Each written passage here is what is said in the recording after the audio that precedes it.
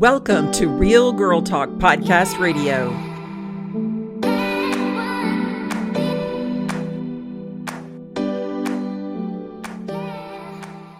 Welcome back to Real Girl Talk Podcast Radio. I am your host, Sherry Ricard. I am a medical professional, author, adversity recovery specialist, and co-founder of Silver Lining Wellness Company.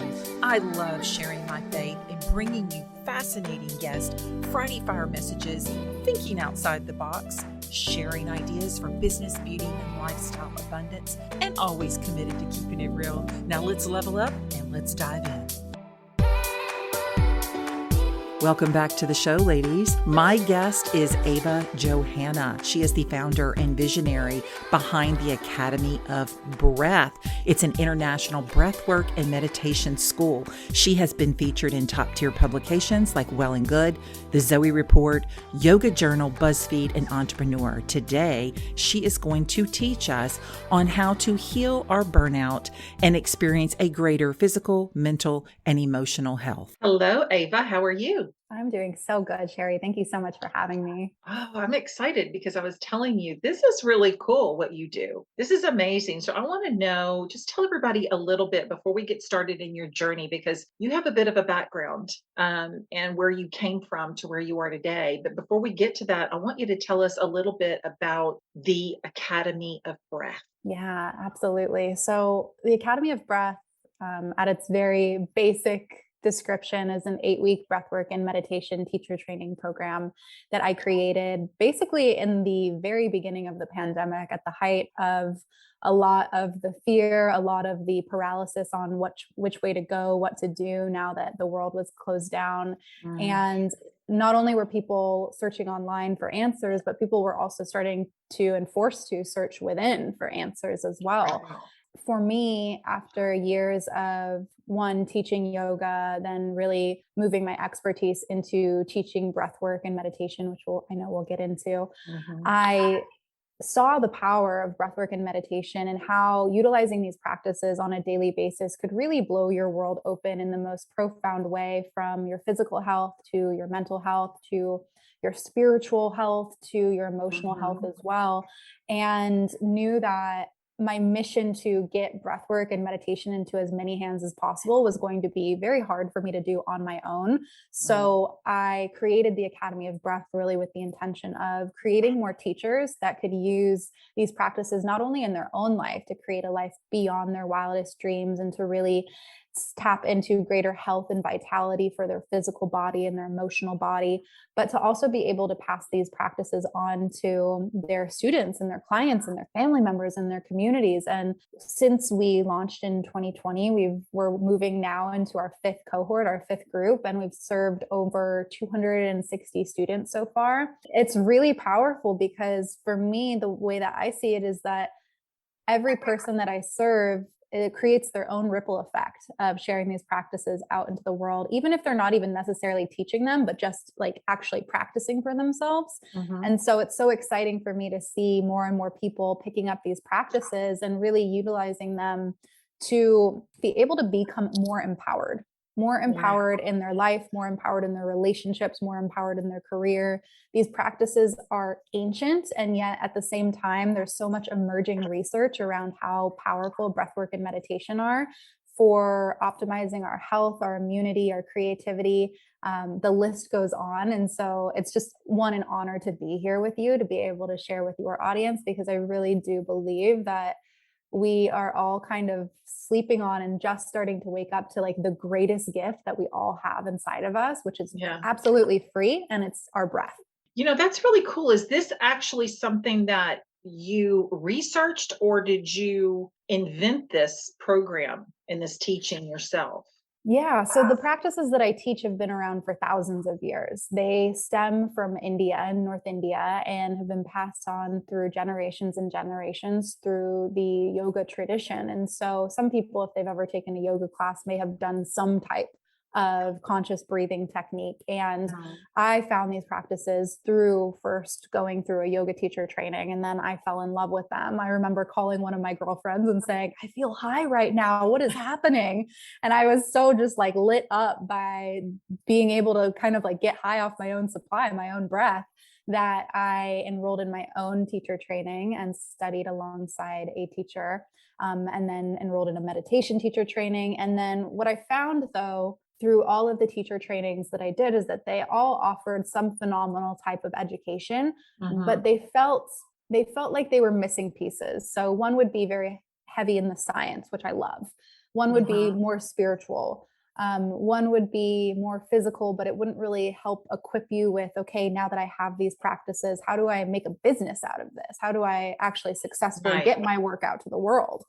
And so when I went into creating the Academy of Breath, I really wanted it to be a blend of pragmatic science and research-based practices, spiritual practices that had been passed on for generations and generations, and also the business aspect of it of, okay, now that you have all these tools, let's make you successful. Let's actually get your work, your voice, your gifts out to the world so that you're not just sitting on all this talent, but can actually make something out of it. Right. So with the yoga and the meditation, I don't know a lot about yoga. My meditation is a little different in that I get up in the morning, I pray, and to me, prayer is what I'm saying to God. And my meditation is sitting in peace and listening to what is being said to me. So that's my version of meditation. With yoga, I think meditation is a little bit different. So you'll have to educate the audience as well as me. When you say meditation, where are we going? Like what zone are we in when we're meditating? And do you do that before yoga, or do you do yoga and then you just sit and meditate? So beautiful. Well, I have to tell you, my practice is exactly the same as yours. And Okay. I've gotten there over time. I think especially living on the coasts, we don't have as strong of a religious culture as other areas of the United States. And so I actually, as a child and as a teenager, was never forced to go to church. My mom really didn't push any beliefs on myself or my little sister. And so coming into my 20s and into my yoga practice and my spirituality, I was actually gifted the ability to really choose my relationship with God and studied the Bible. I studied old Indian spiritual texts, and over time, my meditation practice turned into this really beautiful space for me to connect to God and to pray. And every morning I wake up and I speak my prayers out loud and I sit and I just receive. And so our practice of meditation and prayer probably looks very, very similar. And, there are many forms of meditation. So your meditation is perfect. That is a form of meditation. Yeah. There are other forms of meditation that might be really just focusing on your inhale and your exhale and bringing all of your awareness and your focus to the present moment. That's really at its base what meditation can offer us, is a gift in becoming still enough to be in the present moment. And if we think about, receiving from God, receiving information, receiving guidance, receiving support, it really does require us, like from your daily practice, to be in the moment and to be present enough to hear and to listen. And so I think that however you're getting there through meditation, the goal is to be present, because the more present we become within that practice, the more present we are with our eyes open walking throughout the rest of the day. Right. And it's so funny. Yesterday, I looked at my daughter and I said, why is my Apple Watch telling me to breathe all the time? She says, Mom, I think you have that turned on to that. I don't know if I do or not. I'm just not, I don't know all that stuff. But it's so funny. I was driving down the road and all of a sudden my watch started telling me to breathe. I said, is it detecting that I'm not breathing deep enough or something? I have no idea. But it's funny because when it does that, I actually will stop and I hit start and I do that really deep inhale and exhale. I think it's like 7 times that it has you do that. And I don't think that people realize that you do shallow breath a lot or shallow breathe a lot, because we're talking all of the time, or we're sitting at a desk and we're not moving around. We're not actually deep breathing and opening up. And so I want you to talk to us a little bit about that and how does that help us health-wise? I'm a medical professional, but I want you to talk to us about how the breathing helps us with our immune system and our physical health. Yeah, I'm so excited to share this, because since you are a medical professional, because I know we'll nerd out together. Yeah. It's so wild that over time, because of the environment we live in, most individuals, I would say about 80% of Americans, that's just a guess, are breathing incorrectly. We've forgotten how to breathe. If you look at a baby, if you look at an animal, it's that deep belly breath, right? You can see the rise and fall of the belly when they're breathing. And that's the natural breath. That's what we really want to return back to. And so when your Apple Watch tells you start taking slow, deep breaths in, you're forced to really breathe all the way down into your belly, because you can't take a 6 or 7 count breath when you're just using your upper chest. Right. So what happens over time is, throughout our life, we are inundated with little tiny stress triggers. And it might be something as simple as receiving an email that has news in it that you didn't necessarily want to hear. It might be a snide remark that your mother-in-law said over the holidays, or a bill coming in the mail that you didn't expect, even down to as simple as someone honking at you in the car. These are all little stress triggers. And what these stress triggers do is activate our sympathetic response, which is our fight or flight response. And over time, if that's left unchecked and we continue to just let stress over stress pile up without actually giving ourselves time to come back into balance, to breathe, and to return to homeostasis, which is really that sweet spot in the middle, what happens is our breath shortens and we end up taking in less oxygen, because we are in a state of fight or flight. And when we're in a state of fight or flight, our only responsibility to our unconscious mind is survive. How can I survive? How can I get out of this? And that's because hundreds of thousands of years ago, as cavemen and women, we had to have that adaptive trait to be able to run away from saber-toothed tigers, or if there was a fire, to know where the fire was and to not touch the fire. And so, unfortunately, this adaptive trait has become maladaptive and can end up doing more harm than good, because little things that shouldn't actually cause us to go into this state of I'm going to die are creating that physiological response in our body, even if cognitively we feel okay. I remember when I was working my corporate job, I went to a doctor because I was getting migraines every other week. My eyesight was deteriorating. I was miserable. I was so miserable. And they asked me if I was stressed, and I was like, no, I don't think so. It was the perfect example of Americans' baseline being chronic stress. And so our baseline being chronic stress means that our baseline is also we're not breathing correctly. So the simplest of actions for anybody right now would be to check out how you're breathing, to really just close your eyes and see if as long as you're not driving, close your eyes, see how you're breathing. And if you're breathing only in your upper chest region, what you want to do is start to intentionally breathe down into your belly. Imagine your belly button expanding away from your spine, and pull your breath all the way up into the chest. So it's going from belly, rib cage to chest. And that's using the entire capacity of your lungs to breathe. A really cool fact about belly breathing is that our diaphragm has all of these little nerve endings that are attached to our vagus nerve, which is essentially the brake pedal of our stress response. So the vagus nerve, the better vagal tone that you have, so the more that you activate your vagus nerve, the better ability you have to be able to move yourself out of heightened stress responses.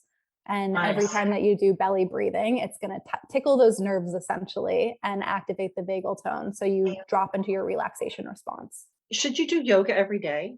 I think that moving your body in some way is good every day. It doesn't necessarily have to be yoga. For me, I personally don't practice yoga as much anymore. And I think that's the curse of being a yoga teacher. I'm very picky now when I go into studios, because I just nitpick everything that the teacher's saying. It's something I'm working on. But moving your body in some sort of way is always going to be good for you, right? I mean, these are the things that we really need to be talking about in our culture nowadays, is how can we be in optimal health so that we're strong, we're healthy. If we do get sick, our bodies are capable of fighting whatever off. Well, if we're going to do some type of meditation, what is your recommendation? So regardless of what our physical activity is, right now, my go-to is my Peloton. My husband Love bought me it. a Peloton a year ago, and I've used it more in the last week than I did all of 2021. So now for 2022, it's every day. I'm trying to focus on my Peloton. I'm doing intermediate fasting. I don't eat until 12. I stop eating at 7. I mean, just little changes that I'm trying to do, put down the Coke Zeros and all those things. So regardless of what our physical activity is, when do you recommend meditation, and how does somebody who's never meditated before start that practice? Yeah, such a great question. And I just want to commend you for all of those little changes, because it's the little changes that make the biggest difference. Yeah. It's not just like going on a juice cleanse once and then going back to Yeah, however I've done that too. yeah. I've done it all. It does personally, it's never worked for me. I'm like, that did Me not help neither. with my eating habits. Mhm. Me neither. So what I would recommend is to adapt a practice that is the first thing that you do in the morning. Our Yeah. minds are so clean and clear first thing in the morning. It's not until the kids wake up, the to-do list begins, the emails start coming in, we pick up our phone, that the mind starts to feel so busy and so overwhelmed. So, what I recommend for somebody who's never practiced meditation before and really wants to start this year meditating is to actually start with the simplest practice, which is to, when you wake up in the morning, before you move at all, put a hand on your heart and a hand on your belly and take 5 slow, deep breaths in. And again, remembering to breathe into the belly first, and you'll feel it because your hand is going to move, your lower hand is going to move, and then up into the chest. And just take 5 breaths just like that before you even move. You're still laying So down in awkward bed. feeling. I'm sitting here trying to do it like, so I should be pulling my belly button backwards, right? Out. Like a balloon is. So I'm ballooning it out.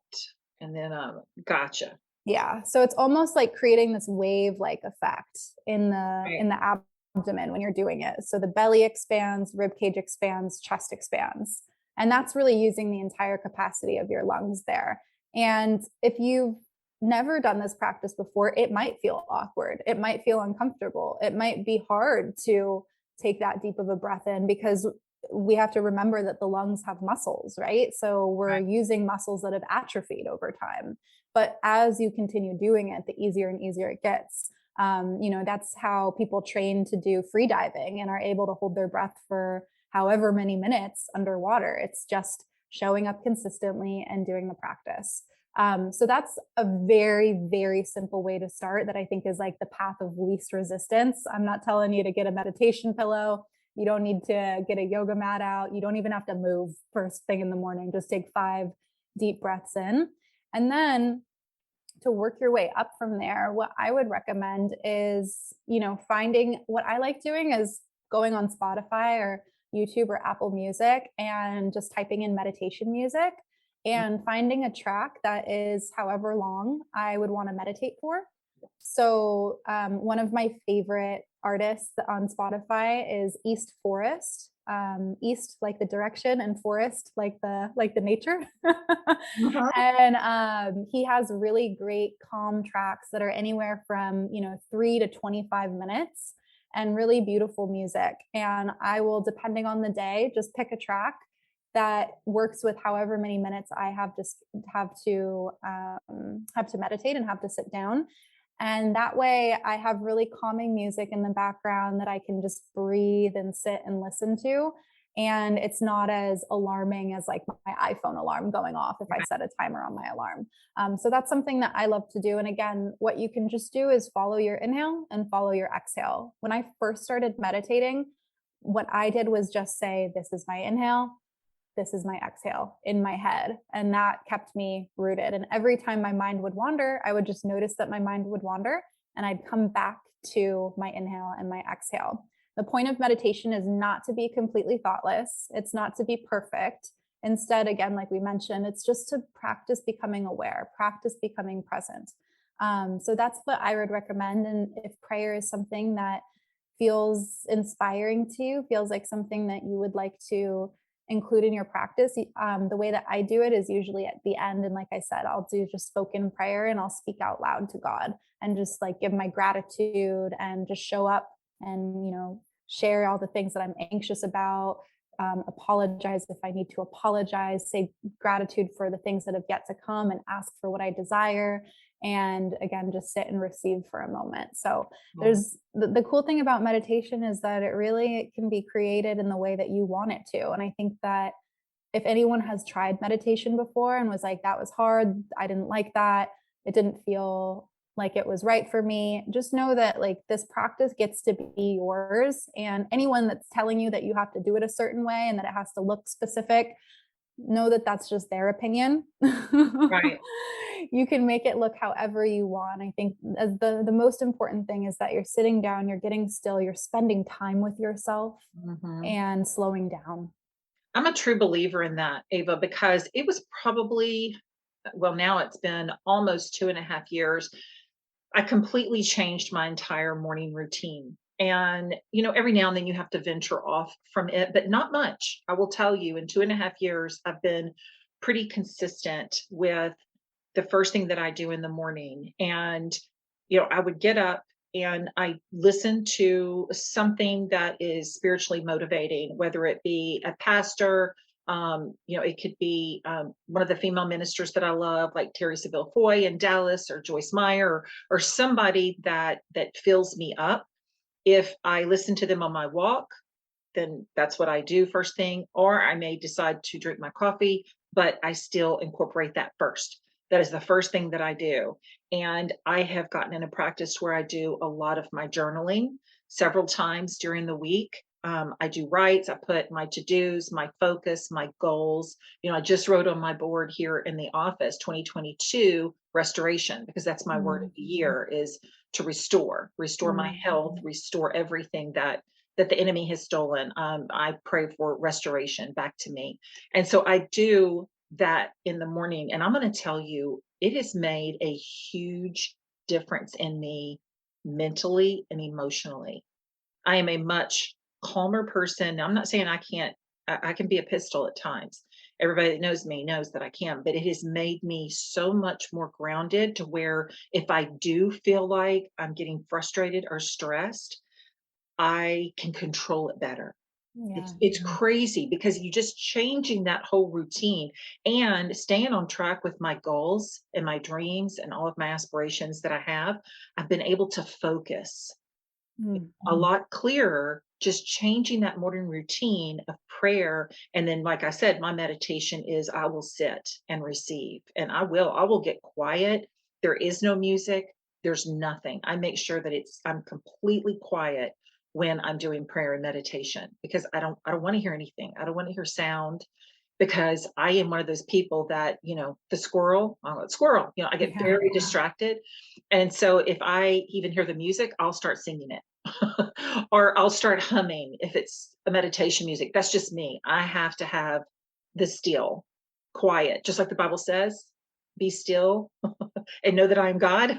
I have to be still and listen, because if not, my head will be all over the place. So I'm a true believer in what you're saying about that morning routine and really changing that. And if you're a stressed person and you really, the least little thing, like you said, like you get that email, the kids spill the milk, walking out the door, then wake up 30 minutes earlier every day and change the morning routine, because I truly believe that in the 2.5 years that I've been practicing it, it has made a huge, world's difference in me mentally, emotionally, and I've been able to accomplish a lot of the goals that I was not able to accomplish before, because I'm a lot more focused. Yeah, I love hearing. It honestly makes me emotional, right? Because I think that especially if we have experienced hardship in our life and trauma in our life, it can be really hard to break free from the story of this is all that there's ever going to be for me. Or,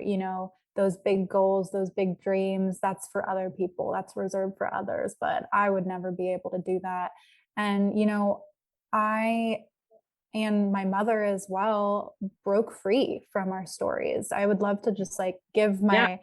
my mother a Your shout story. out. Yeah. And myself as well too. So when I was 16, My mom, my sister who has autism, and myself were evicted from our house, and our car was repossessed. And, for about a year, we were in between neighbors' houses, friends' houses, family members, living on couches, going to the church food bank every week to get groceries.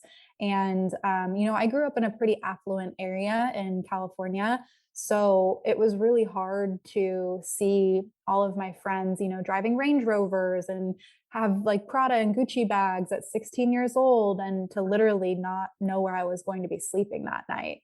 For a while, I bought into that story of, the struggle is all that I'm going to ever have. I knew that I would be able to make money because I saw other people around me making money. I was like, I'll be able to make money.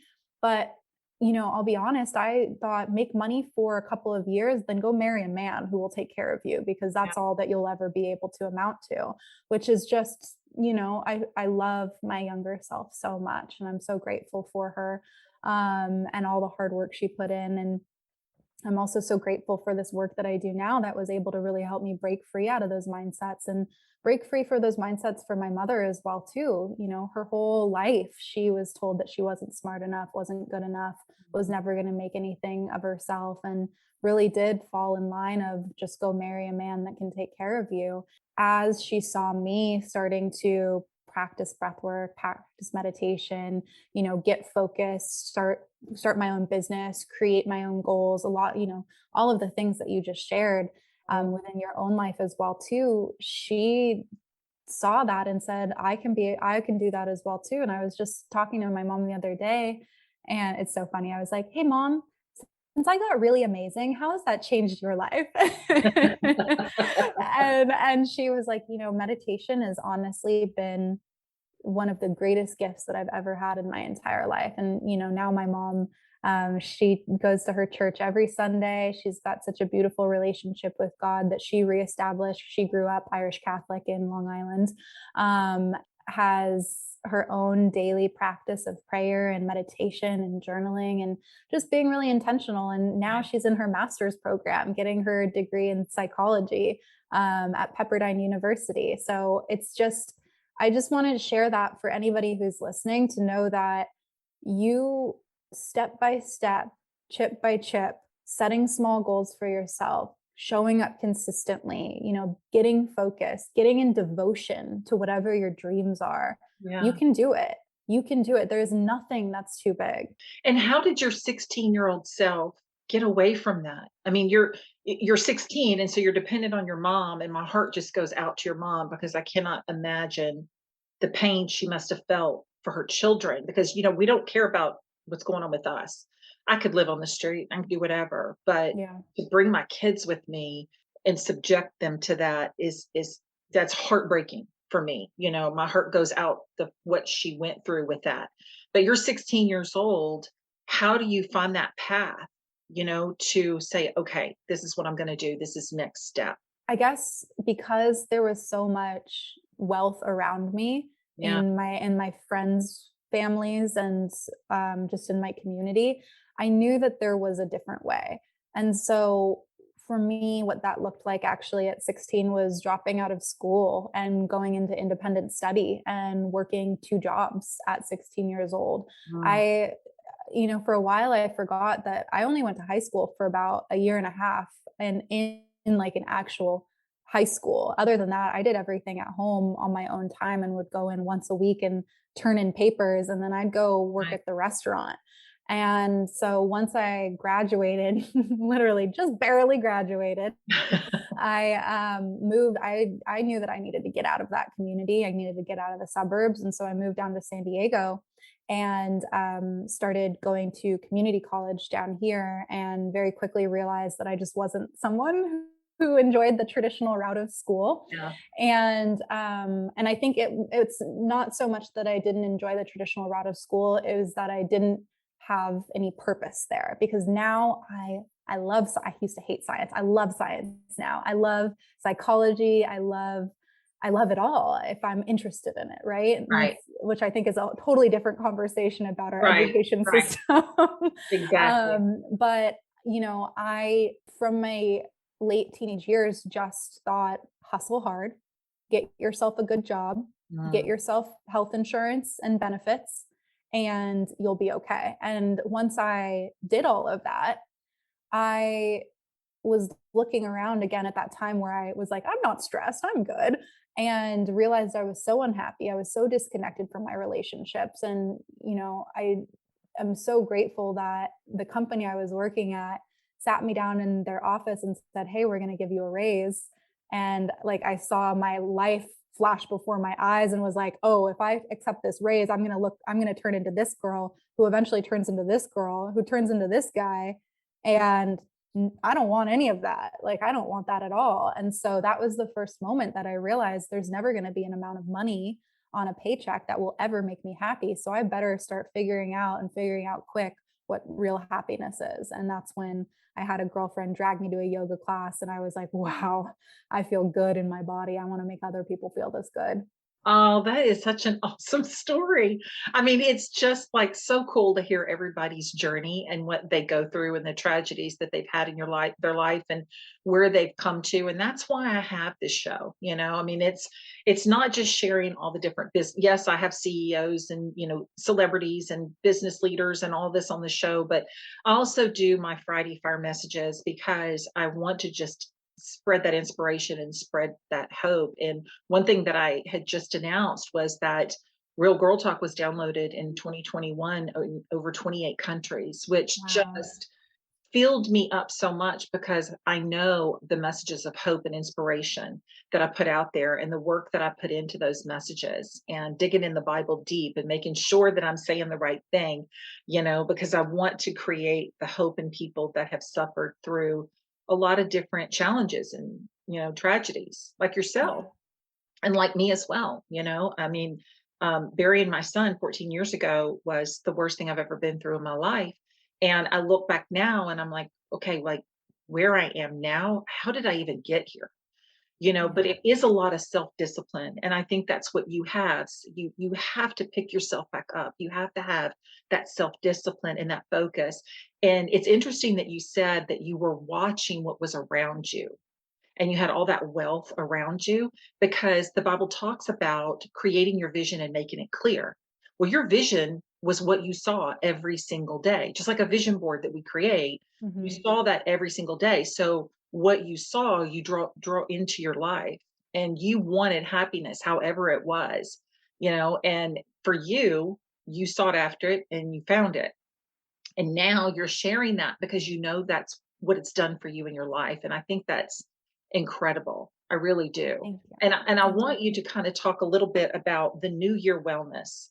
So, Mhm. New Year wellness and what we can do for 2022 to start off just really devoting some time to ourselves. As women, and especially mothers, we devote so much time into our family and our children and everybody and everything around us from the house keep being clean and I mean we're all taking down our Christmas trees right now and who put those up and so we have all of these things that we do, but I really want women to start focusing on themselves a little more and putting a little more self-care into them so they can be even better for the people around them. So, New Mhm. Year wellness, kind of talk to us a little bit about what we should be diving into in that aspect for 2022. Yeah, I think that you hit the nail on the head when you said it's not just for them, but it's also for the people around you. I think, especially as women, especially as mothers, there's this air of feeling selfish if we devote time to ourselves, if we take time for ourselves. And even, I don't have children yet, but even with my marriage, there have been moments where I've wanted to travel by myself and to experience the world by myself. And it had this societal voice of saying, well, that's selfish. That's not okay. You have to do everything with him or you have to do everything with them. One thing that I want to share before I drop into like a couple tips is that when you feel good and present and available because you've given to yourself, you are serving from an abundant place Mm, and you are able to give so much more to the people around you. And if you have daughters or sons, the example that you're setting is that you are worthy of taking care of yourself. So we're actually breaking this story of it's selfish for women to take care of themselves, for mothers to take care of themselves, to take time for themselves when you start taking care of yourself. Because if you saw your daughter completely bulldozing over her boundaries, not taking care of herself, putting everyone else before her, exhausted, disconnected, it would break your heart. Right. And so it starts with you, the example that you're setting. And I think that's really important for us to remember whenever that guilt voice comes up of I don't have time for myself. So with that being said, once we get over the guilt and we remember taking care of ourselves is not just for us, it's for everyone. Right. I think, like I mentioned earlier, just bringing in simple practices. My favorite, I think, self-help quote that I ever saw, and I think it was like the first year that I got into personal development, is start where you are, use the tools that you have, and do what you can. And I think that it's a great reminder because there are so many people that are going to be telling you exactly what to do as we move into the new year, to just remember that we are not robots and that we don't have infinite number of hours in the day. So just start with what you can do. As Sherry said, 30 minutes, wake up 30 minutes earlier so you can take some time to, pour yourself tea and pray over your tea and take some time to write out a couple things that you're grateful for. I think mindset and how we feel emotionally is such a powerful place to start because what we think and how we feel influences the way that we act. And if we can get ourselves into an expansive state first thing in the morning, it's going to influence how we act throughout the rest of the day. And if you think about how you act when you're in an expansive state, when you're feeling confident, when you're energized, when you feel really tuned in and like God's got you, the way that you show up and act is so much different than I'm tired. I didn't get enough sleep last night. I feel like I've just been like reacting throughout my entire day. It's like that's more of like a contractive, closed off space, which isn't going to produce action that is really going to propel you forward, or at least propel you forward in a way that feels good. So, meditation, breath work. I have a 6-part course called Breathwork, and it's a personal practice course that I think is a really great place. If anyone's been interested in anything that I've been saying, it's very, very simple and accessible. And there's 6 modules, and I teach you all different types of breathwork and meditation. I think that's a great place to start if you've never practiced breathwork before. And then, like I said, go on YouTube, download a motivational, listen to a sermon, listen to a motivational YouTube video or a motivational podcast while you're walking, while you're doing something in your morning. Like fill your ears with something that is high vibrational, high frequency, because that energy transmits. That's going to change us. A couple of months ago, I was listening to like some mainstream pop music that was like a lot more, it was like breakup songs and stuff. And I was like, wow, I'm sad. I'm like an angsty teenager right now. And my husband's like, are you like a 14-year-old girl? And I'm like, don't talk to me. So what we put in ourselves, sound wise, food wise, the people that are around us wise, that all matters. And so I would just ask yourself, like, what do I want to feed my mind, my body, and my soul over 2022? I love that so much. And you hit the nail. I tell people all the time, listen, you are the sum of the 5 people that you are closest to you, right? I know you've heard that before. And you have to be super careful because what we surround ourselves with. And some people say, well, everybody at my job, my coworkers, my boss, everybody's negative. You know what? Go find another job because you can't change those people. But you can also put yourself out there and look for something else if it's really affecting you to the point to where it's controlling you mentally and it's spilling over, it's overflowing into the other parts of your life. Then you have to get rid of it. You have to escape it. You have to be able to push people away that are causing you harm. Because listen, at the end of the day, we're only here for a short period of time, right? We're only here for a certain amount of time that God has allowed us to be here. We're all born on purpose for a purpose. And if you know what your purpose is, it makes life so much more enjoyable, right? Because you know what to do. You know what to get up and do every day if you know what your purpose is. And obviously you have found that, in teaching people this hope and inspiration with breath work and meditation. I think that's beautiful. And we all have different with different purposes in life. We don't have the same passions. We don't have all of the same dreams and goals and aspirations. That's why I'm huge on vision boards. It's more than just clipping out newspaper clippings and going, I want this boat. No, it's about really thinking about what we want to be, do, and have, Mhm. and then go and look for images that reflect what we want to be, do, and have. And you put those on your vision board. Come up with a word for the year, know what you want to do that year. And mine is restoration. I know I want to restore my health, amongst other things that I want to restore. And that's what I'm focused on. And what we focus on is what we draw into our life. Mhm. So, and we can do all of that while we're meditating. We can think about those things. We can create those in our mind. There's a particular house that I just love. I don't know where I'm going to build it. I don't know if it's going to be in Louisiana or if it's going to be in Florida. I have no idea where I'm going to build it. But I literally can close my eyes and I can envision the inside of it because I've walked inside of it before Mm. as a model. And I can picture the furniture and I can picture what the light fixtures are and where it's going to be. I will have it. I just don't know where it's going to be or when it's going to be, but I know because I focus on it and I'm drawing it in. I'm drawing it into my life. And, I'm trying to focus on healthy eating. I need to draw that into my life because I want to be here, a lot longer than I've been on this earth. And so I want to be here for my granddaughter. So I have to be in good health, not just for me, but for the people around me. And so I appreciate all of your New Year wellness and your tips because I think this is something everybody focuses on at the beginning of the year. Don't get distracted. Be like, yes, I'm going to meditate. I'm going to do breathe work. And it lasts about 2 weeks. Yeah. I want you to think about where do you want to be at the end of 2022 that you missed the mark on 2021. Yeah. Draw out that plan and create steps towards that plan.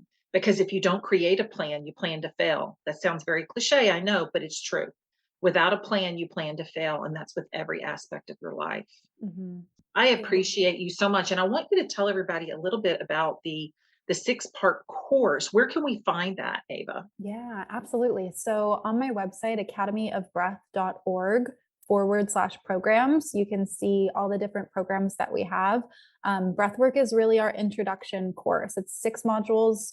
And throughout the modules, we teach you everything from really being able to listen to your inner voice, your intuition, which for me is, the voice of God speaking through us and guiding us towards where we're meant to go, to how to use breath and meditation to help you sleep at night, to help you release stress, to help you clear out energy if you've been in a conversation with somebody, or again, going back to the example of, at the end of the day at your job, you don't enjoy the people that you work with, giving you a practice to help you kind of put a bookmark or a bookend in that so you can go home and be present with your people, and different various practices ranging from 10 to 20 minutes to really help you create a personal practice. I think one thing that I have started swapping out, instead of saying discipline, is devotion. Mm, Devoting myself to my vision, devoting myself to my purpose, devoting myself to the woman that I desire to become, devoting myself to my desires, devoting myself to the things that I'm calling in for the next year. It feels so just divine and it does. juicy. And I think words can hold certain, just certain weights with them. And sometimes we can feel the pressure that society has put on certain words, like hustle, as an example. I feel like Right. hustle can sometimes have like a weird connotation to it now. Right. And so the word devotion just brings my heart back into why I'm doing all of the things that I'm doing. Right. And so really what we're teaching you is how to become devoted not only to these practices, but through these practices. I love that. Well, I am devoted to restoration for 2022. Yes. It feels good, right? It does. It does feel good. So where else can we find you? Are you on social media? I am, yeah. So on Instagram, it's at Ava Johanna, and Facebook, you can search Ava Johanna and you'll find my page. And then I also have a podcast called The Alchemized Life, and it's really all very similar to you about storytelling and really offering people an opportunity to look behind the curtain and see how many individuals have taken their experiences and turned those experiences into purpose and healing. And as you know, it's such a gift to be able to connect with people and to have conversations like this, and to just know that the things that we're speaking, even if it's just one thing that resonated with you today, is in some way going to potentially change your life. I love it. We're going to heal the burnout, right? Yes. And Yes. make us greater physically, emotionally, and mentally. So Yes. yeah, Amen. financially and spiritually and all of those things. Yes. Yes. Thank you, Blessings Ava. over all of our lives. I appreciate you so much. Thank you for coming on and sharing. Guys, make sure you go and follow Ava and check out her course if you are ready to heal from the burnout and you're starting fresh in 2022. Check out Ava, and thank you so much for joining us here today. Thank you, Ava. I appreciate you. Thank you for having me. Thank you for tuning in all the way through Real Girl Talk Show. Make sure you subscribe anywhere you listen to podcasts. And if you happen to have iTunes, would you do me a favor and leave me a review on the show? I know you're going to leave me a 5-star, right? That's the way that I can reach more and more people around the world. Remember, whatever you wish to receive, you have to first give. And I know that you're the kind of person that wants to reach people all over the world and inspire them. You can copy this link and share it with your family and friends. Share it on social media. Remember, people need to be uplifted and inspired more than ever today. Thank you so much for being a part of Real Girl Talk community. And until next time, go after your dreams, create your vision, and truly be the person God intended you to be. Healthy, happy, whole, and full of life. Love you.